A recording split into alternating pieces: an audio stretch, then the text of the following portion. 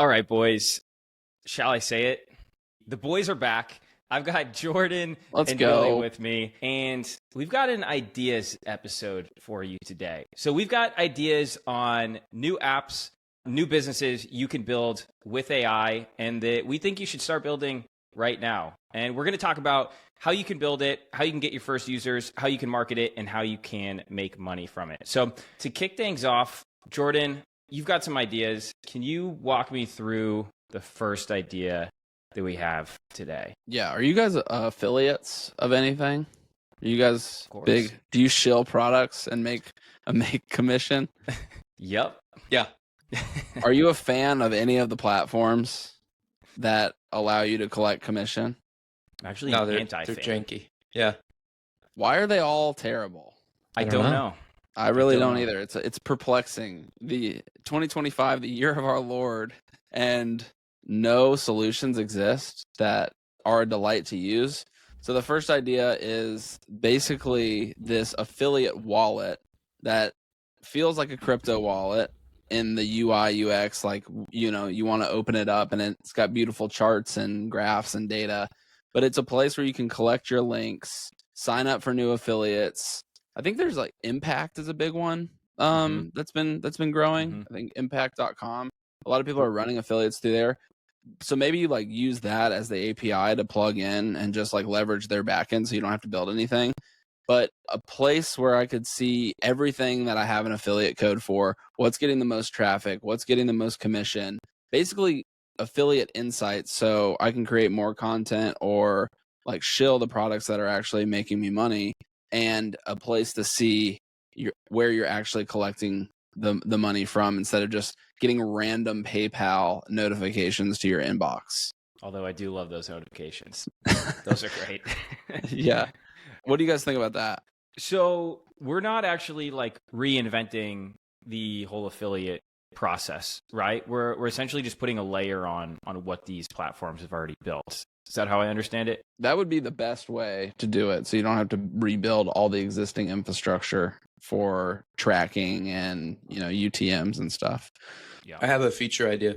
The other day, I learned that one of my affiliate links was dead and it was in a bunch of YouTube descriptions and I had to replace it with one that works. And that was really annoying and you can't like automate it. So I had to do it by hand. So a tool that plugs into like YouTube or your other platforms and updates affiliate links for you would be useful. I like that a lot. Actually, like a lot of people that put affiliate links in YouTube channels, like YouTube's weird about links. And so they'll end up putting an affiliate link, but like the last part, which is the actual UTM affiliate part of it, won't end up in the link. So that's actually like a pretty big problem that people deal with. So that's a pretty solid feature And there. if you have a custom code, it would be sweet if this tool could just make you graphics for different social media. So you could throw it up as a post or put it as like a card at the end of your videos. Mm-hmm. Making just it so easier easy. for affiliates, you know? Yeah. Like, because affiliate marketing is getting more prominent, you know, with more content creators and more go-to-market teams are leveraging affiliates. Then like the UTM and attribution is a nightmare. So that's like a separate thing to solve. But you should at least start by developing like mini tools like what we're talking about to have a delightful experience for affiliates. So I actually like send my code, because a lot of times I have affiliate codes, I forget what the code is, and I don't even like, I'm like, nah, never mind, you know? Yeah. I had to go dig for it in a Google Doc or something. Yeah. And it's just, I would love though, whatever, $20, sure, to, you know, go out and get a little drink or something. But I just think there's a big opportunity to create a like well-designed marketed You know what you could platform. do? You know what you could do? This sounds like a blockchain application, but it promises not. It would be cool if you spun one up and it created you like a PayPal or some account that you could point all your affiliate links to so that all the money comes into one place. That would Is be that cool. stupid? No, I No. don't think that's... And then you could tag it and track all, and that way it doesn't matter what platforms all your sponsors and stuff are using. Yeah, it is Oh, annoying. That in itself, I like that a lot. Yeah, like some affiliate programs only take PayPal, or some are like Wise, or like some just want direct deposit. They're all different, which is annoying. So what if this app spins you up like a routing number, a PayPal, and a Venmo or whatever you need? You could do it all in one place. Yeah, that's probably like a V17. just because. Oh yeah, like, we're not going to payments vibe code this. payments get kind of tricky, but I think that that's like something you could later do or partner with, like a Plaid or something like that, right? Yeah. Sounds like Billy Coin. Yeah, yeah. All things just lead That's the to a meme secret. coin. Just funnel all the money to me. It's Billy Coin. You know So, what yeah, would also be kind of interesting is, and I don't know exactly how this would work out, but if you could barter with different brands of like, hey, our affiliate offer is 15%, but like send them a request for like 50%. Be like, hey, look, I have a big audience. Before I promote this, I want 50% instead. And they have the option to like approve that or deny it. I think that there's some like bartering that could go on as well. What are we looking at here? we're looking at Idea Browser. It's this thing that we built so we can do quick research on our ideas. Basically, it's a research agent that runs around and gets a bunch of data. So like when I have these ideas, I just drop them into Idea Agent, and this is like the full like mini brief that gets created, and then we generate a full report. But it's just cool to see like is this a problem? Where you could have a strategic moat. So it's just like I like putting my ideas through this. You know, it is my own platform, but we're seeing a lot of people use it too, which is fun to see. But yeah, just like does a bunch of research for you basically. The reports take a minute because a bunch of agents run around, but this is the like pre-brief, and you can edit it if it misses something. But it usually does a pretty good job and brings up some like problems or oh, this is a good idea. So And it looks pretty. oh thanks. Vibe designed, but yeah, I'll start that. We'll see. Maybe it'll be done by the end. But I was looking at Impact too. It looks like they have like an API, so you could investigate this as if you wanted to build this. Maybe you could build on top of their existing infrastructure and layer some sauce on it. That's interesting because Impact does have like all the big guys, like all the VPNs, all of like the web hosting, all of that is on Impact. But have you ever used Impact? It's pretty brutal. Mm-mm. It's like it feels like a site from the early 2000s. It's not a fun site to use. So I think a layer on top of that would be really interesting. I don't know why everyone uses Rewardful. I think it's just like the easiest to onboard because like setting up a referral program, I don't think is like extremely easy, and they make it probably the easiest. The thing that I hate about using Rewardful on like the user side is that you have to like log in for every different company you work with. Yeah. That's what I'm saying. Like that's crazy work. It is. Like what there's no reason you shouldn't be able to go into your Rewardful account and just say like, show me all of the companies I'm working with. Like, why is it not tethered to your email? Like I use the same email across all accounts, but I have to go into Beehives, Gum Loops, like all the different Replit, all the different ones that we have, and it's so annoying. This is cool. Like Humblelytics, it's a analytics platform. I feel like having this as a one click, they have like a one line script that you plug into the header of your website, and then it's just like beautiful analytics, A/B split testing, etc. And like these funnel builders and stuff. It's just sick. And you can literally get started in one click. You just copy it into the header. I feel like an affiliate program like this, maybe it's like a Stripe webhook that you could like set up if you're using Stripe. It's just like a single script of code that you could just like plug in to Stripe, and it would let all the other work happen in the back. Or maybe it's like a command line, like go to market play, where you just like give Claude code, affiliate/affiliate command. I don't know. So what's the go to market here? Who do you go after first, and how are you getting users? Honestly, I'm going to X for this, like, and just posting a beautiful product video that's flashy, and I'm gonna pay some designer some amount of money, maybe like 5-10 grand, to just cook up this sauciest video and try to get like 300,000 impressions to pull people that are frustrated with Rewardful off of Rewardful.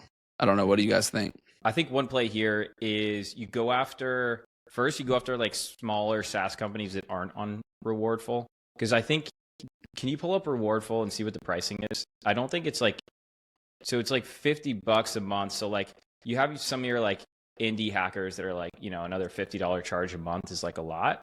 So you go after those ones first. You go to Product Hunt and you get all those ones. And so like you're just trying to get 10 or 20 people or companies on there. So you like can basically funnel, like when you have users, you're not just sending them to like 0 offers. And then once you have a few on there, then I would try to get like a ton of users, right? So like go out and scrape a ton of YouTubers, a ton of like bigger Twitter accounts, basically influencers, to try to get them on. And then you kind of have a marketplace where you have to then go after the bigger brands to say like, hey, if you want access to all these influencers, you got to get on here. Could you offer it for free and like just take like a percentage of like affiliates that come through?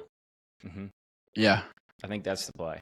I think that is too. Yeah. Like, basically, that's like what Gumloop does, right? And like what Patreon does, and a lot of people, they have like a free tier that's the highest percentage fee, and then a paid to reduce it.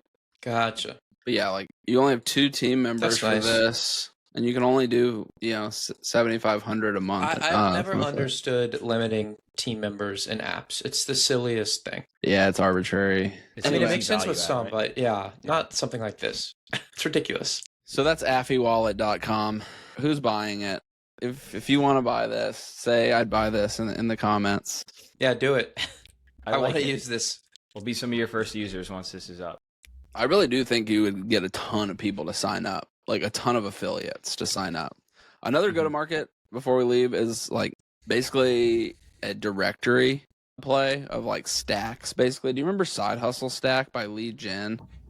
She was like really big in like 2020. She would write just like saucy blog articles, and then she went crypto. But she had this thing called Side Hustle Stack where it was just like all the ways that you could make money using basically low code, no code tools, some affiliates, etc. And a ton of people would like look at that Notion, and it was like a Notion database. So you could kind of like reinvigorate that. I wonder if it's still up. I just found it. It looks like a Substack. Yeah, it used to be like just a Notion, like giant Notion template where you could build a business on it, get gig work.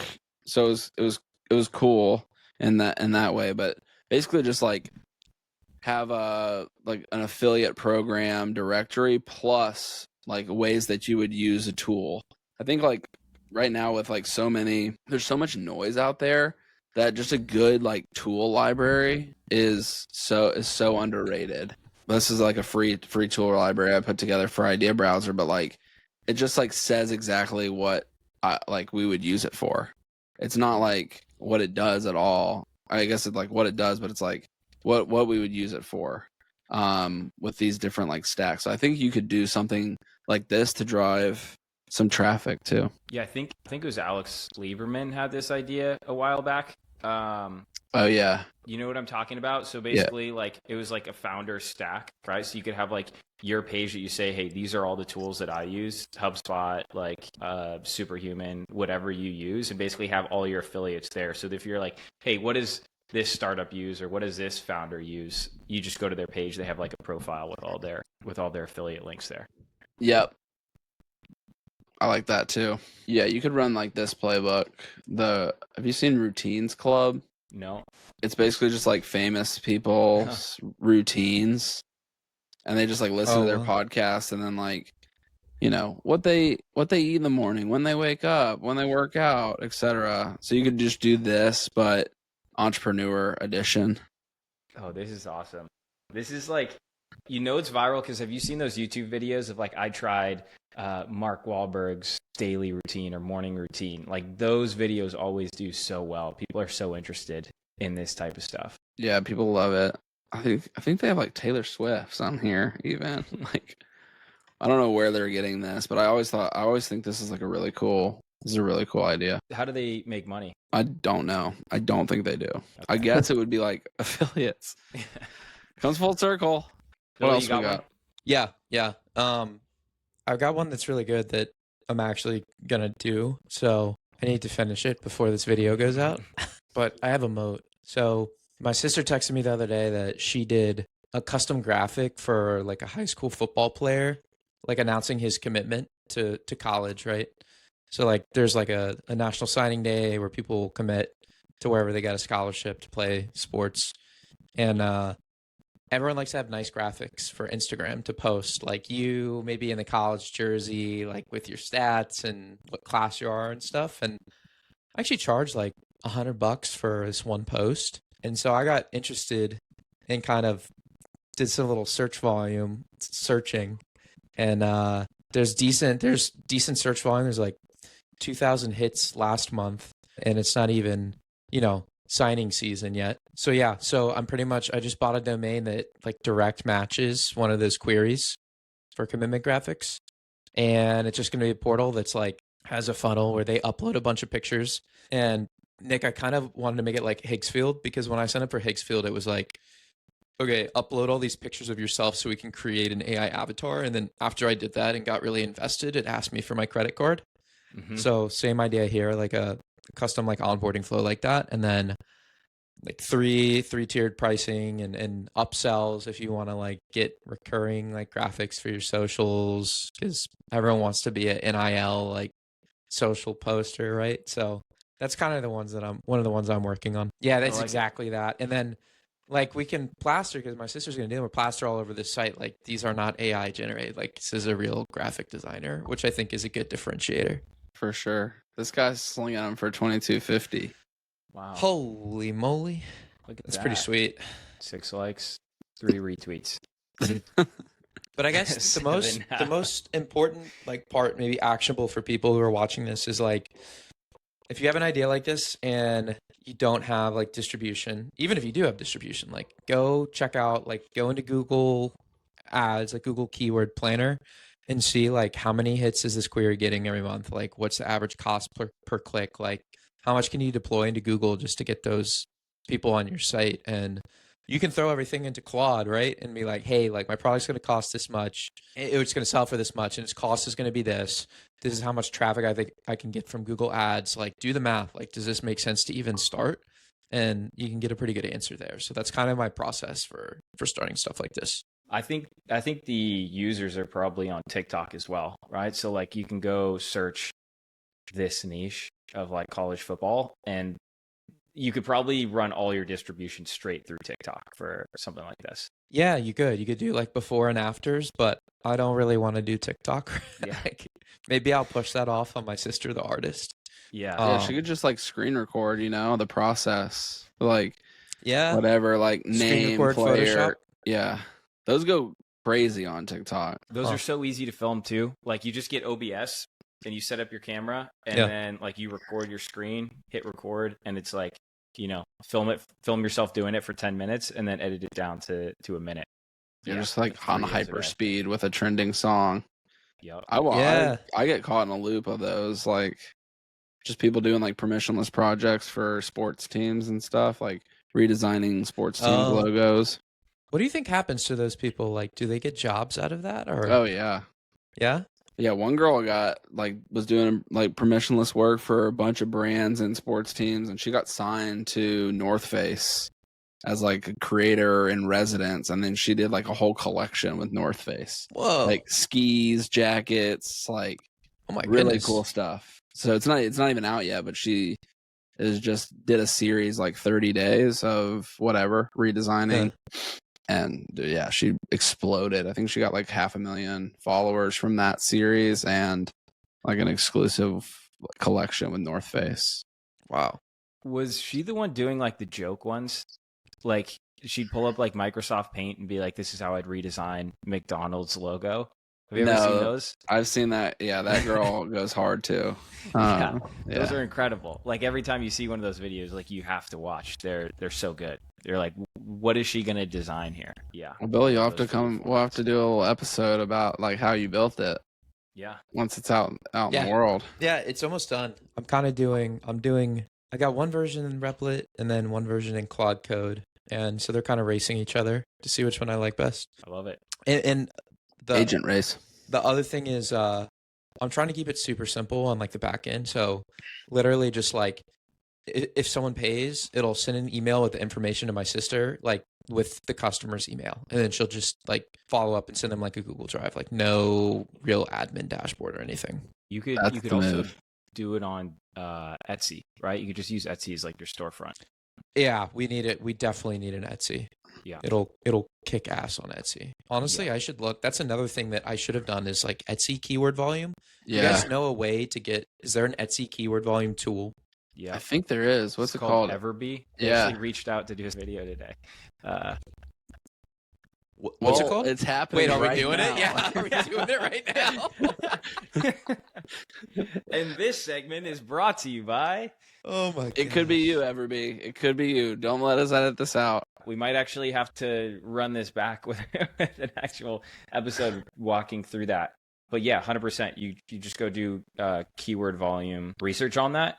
And you can also run Etsy ads, which I think is like pretty underrated. Like you can run ads right on the platform, so you show up like first in search results.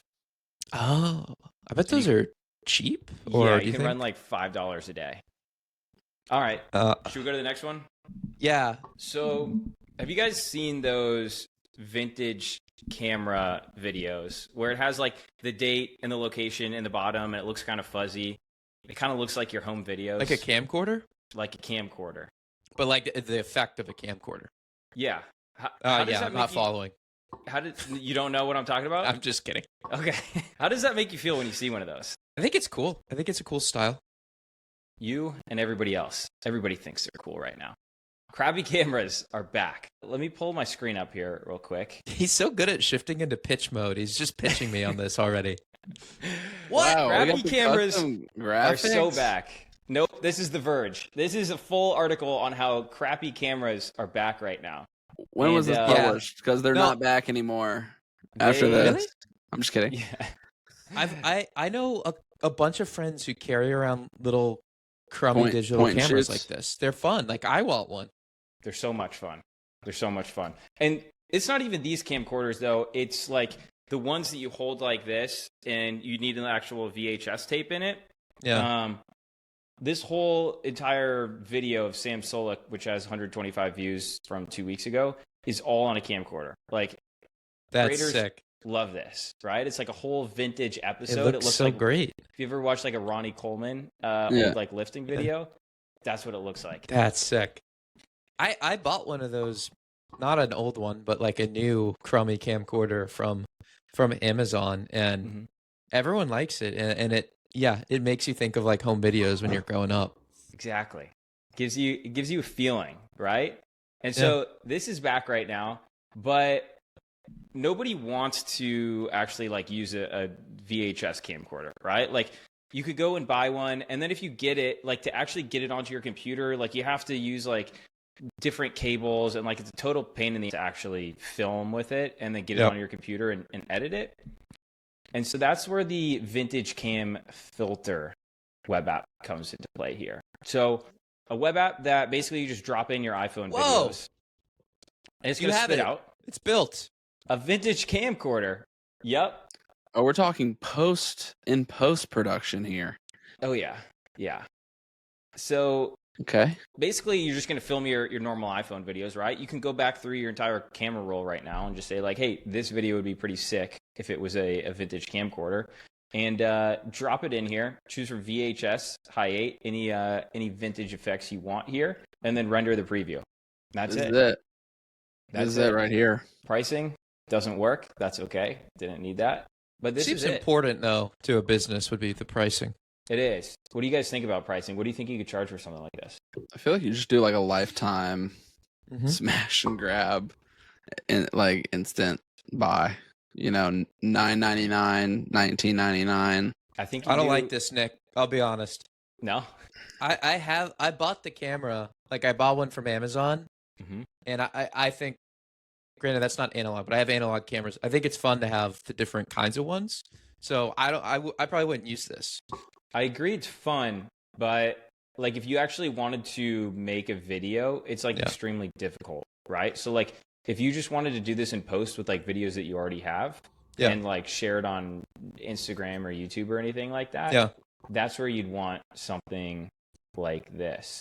And a lot of them, here's another thing is, I know that like in CapCut or whatever, all the popular video editors, they have kind of filters like this, but I don't know that they do the date accurately in the bottom right. You know what I mean? Because it's just a filter. So that could, if you just have like the stuff in the bottom right look accurate, like that could be nice. Yeah.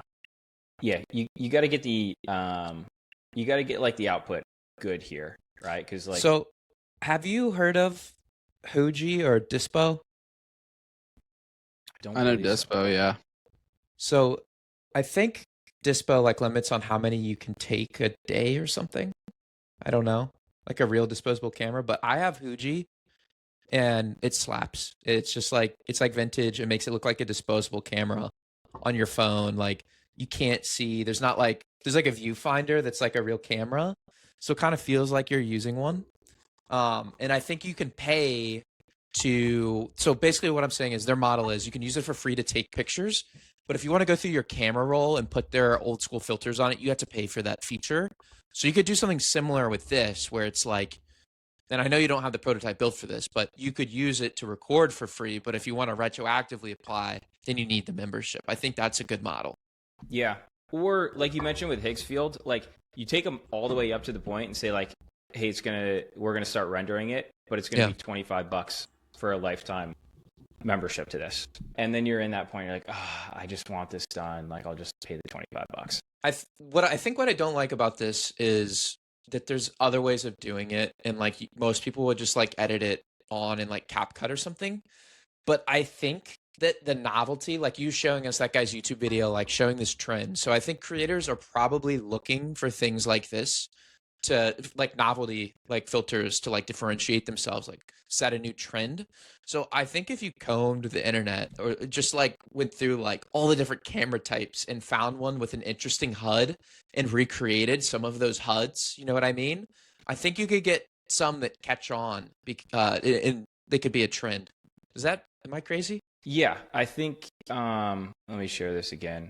So have you guys seen this guy that basically his whole app is just putting text behind images? Yeah. So like you can do this in Canva, right? Like you could do this anywhere with like 5 minutes of work. So Yeah. it's the same idea, right? You post this on X, be like, hey, do you want the camcorder footage? Or like you just show examples constantly on TikTok, on X. And I think you could drive a decent amount of traffic to a website like this. The cool thing about this is your footage, you get it both ways. You get it modern day and you get it vintage. If you're shooting on an actual camera right now, it's like you could shoot your wedding on the camcorder style, but what if that's not like, what if you want, like high quality version of it in 10 years when you're like, why the heck were we shooting on a camcorder? You're like, oh, because it was like nostalgia was trending. 100%. We're doing videographer negotiations right now for my wedding. It's a must. We got a good. Okay, that's good to know. It's a must. We took a huge L not doing it. So we got a good quote that was like under a lot of the other competitors we talked to. And I'm like, oh, this looks great. And I'm scrolling down the site and it comes with like a 3-minute video edit or whatever. And I was like, that's great. Like, I just want the footage. Like, I don't care about the edit that much. Like, this seems great. I scroll down, $600 for them to put it on a flash drive and hand it to me. That's transfer fee, right there, baby. Transfer Isn't fee. that nuts? Yeah, wait till you actually sign the contract, and they're gonna like ask you if you want to upgrade the insurance on the USB drive. So this honestly, I might do this because I know this must irritate every other guy getting married, right? I'm like, okay, we want it documented. We want like the ceremony and like maybe some of the reception too. But we don't need all your frou-frou editing. We don't need it shot like you're on a hidden camera TV show. I just want some dude to stand in the back with a camera and record. And I'm like, why can't I find like, like a college student or something to do this, like that has a camera? Couldn't find like anyone online. So like, honestly, just buy a website that's like filmmywedding.com. Yes, it's like, dude. we film your wedding and nothing else. And it's $500. Yes. And two-sided marketplace, right? It's for like college students that have a nice camera. And they get free food because they get free drink. They can come with like a group of 4. They're all secret shooters the whole time. They're snapping it from different angles, and they're just amongst the crowd. They're like crashers, cam crashers. Yeah. And we can train them and certify them to make sure that they have redundancies and don't mess stuff up, right? I like it. But it's a two-sided marketplace, so I also... It is. Another idea here, I think it already exists, but an app that you make everyone at your wedding download. It basically just has like a shared Google Drive, right? So that like you tell everyone to take their pictures on this app and it automatically uploads to your drive. So you get everybody's pictures, everybody's videos, and you basically crowdsource the video and photography. And like before your wedding, you just send out like a email saying, hey, before you show up, make sure you download this app, use our affiliate code or whatnot. And you put wedding on it so you could charge 10x.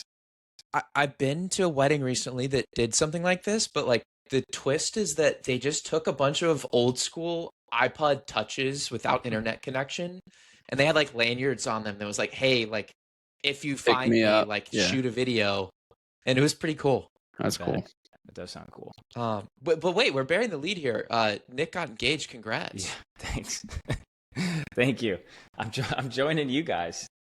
Well, how far am I behind you? Like a couple months or a year? Yeah, more than a year. Yeah. Okay. Since last May. Yeah. And I'm coming up here on the finish line. So then we could just focus all our brain power on Nick's wedding after this. Totally. And just tons of business ideas around weddings for sure. Dude. I really like filmmywedding.com, especially with the programmatic SEO thing, because I'm searching. If you guys don't know, there's just so much. I know everyone says like there's so much money in weddings, but there truly is. And there's lots of players that have kind of consolidated the market. So when you're searching for wedding vendors, you have to scroll past 6 results of theknot.com and 4 other ones I don't know the name of. So anything that cuts through that noise is going to stand out to me, like it did. So if you've got filmmywedding.com, Richmond, Virginia, I would click on that 100 times out of 100 before I click on like the Knot, where I know it's going to be, they're going to hide the price for me. We're going to do a consulting call. The Knot's going to be taking a chunk. You know what I mean? Mm-hmm. Yeah, you could even rebuild the Knot if you wanted to. Start with Film My Wedding, and then you just slowly layer in, florist and priests and planmywedding.com. Planners. Man. Yeah. And now get with some AI agents in there. Exactly. Filmmywedding.com is taken, by the way. No way. But filmmywed.ing is not. Wed, double D. Yeah. .ing is crazy. Yeah, that's what Pork Bun suggested. That's crazy work. .ing, dude. I might just go with a classic Bill move that I don't even know if it's good for SEO, but just stick hyphens in between.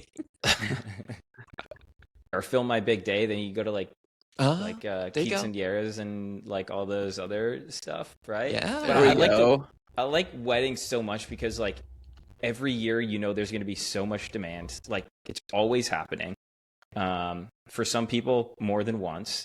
And like you could just charge a premium because people are just like in a state where they're like, we just want the best thing, right? Yeah, they're like, what's $500 more? So let me ask you guys this, because I always shy away from ideas that are 2-sided marketplaces where you've got to go like recruit like the talent or the labor, right? So do you guys know of any like successful case studies or people who've been able to bootstrap 2-sided marketplaces like this? Like what's the strat in 2025? I think it's like extremely manual to begin with. Like you gotta go reach it, like Airbnb did, right? Like they'd actually go take free pictures of like every house that wanted to list, right? So like you have to onboard probably like the first 1,000 people yourself. The good news is though, I think you could scrape a lot of these emails from existing directories and just reach out and say, hey, we have a new platform if you want to do this. Yeah, that, or go to like job listing platforms, right? So have you guys ever heard of Handshake? It's like specifically for college kids. So you like just put like videographer, right? And it just routes to the website and say like, gotcha, offer your services on here. Also word of mouth in college, just rampant. It's like you went to a wedding, drank for free, ate for free with your friends, got dressed up and made $50. They're definitely doing it the next weekend. You'll have mad inbound with college students. Yeah. It's like those like moving companies, like the college movers, like college hunks or those ones crushed. The snow removal. I was like, they have no shot, and they all like exited. Like I know a guy who exited Bellhops, and I was just like, dude, what are you doing? And now he's a VC. Yeah. And like Gary Vee invested in Bellhops. It was just like a college moving thing to start. It was insane. Okay. Some of you guys might know. You guys met me actually IRL 2 days after I just had my first kid. I had a son, so we're loving it. But with that comes a bunch of gear. and a bunch of gear that you don't know that you need before you need it. So I have an idea that preys on new dads when they are vulnerable at 3 a.m. We're running infomercials on QVC, Home Shopping Network. Just kidding. But it's called Dad Box. And basically, it's literally like Chewy or these like subscription boxes.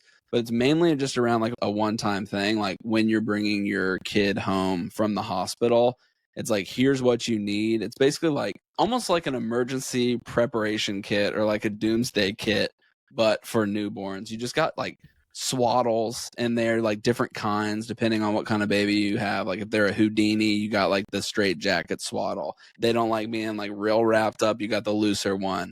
It's just like becoming a parent just like opens up this whole thing that I didn't even think was possible with all these different things. You have to like suck their nose because they can't blow their nose, but they're like have sinus issues.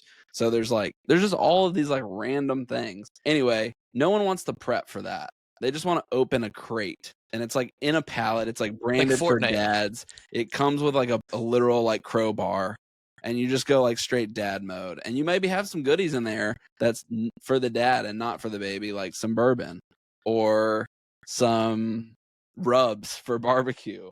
Mm-hmm. Some New Balance. I don't know. There's just don't get the rubs mixed up with like the diaper lotion.